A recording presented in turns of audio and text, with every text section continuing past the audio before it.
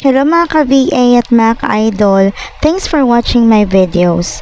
Uso na naman ang dengue, so let's shoo away the mosquitoes. Gumagamit lang ako dito ng katol.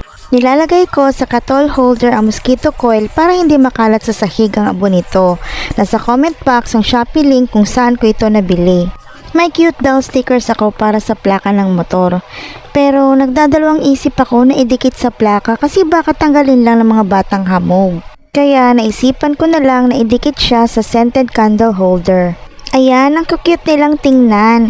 Sindihan ko na ang mga kandila para relaxing ang pagtatrabaho ko. Iba talaga pag sa bahay ka lang nagtatrabaho. Makakapag-relax ka sa paraan na gusto mo. A few minutes later, Pinatay ko na ang apoy dahil kumakalat na ang amoy ng kandila sa kwarto. Sweet ang amoy niya at nakakakalma ng utak. a few hours later, EOS na ng Friday shift. Happy weekend sa lahat ng mga fixed ang SATSAN off. Tuwing weekends, nililigpit ko ang laptop.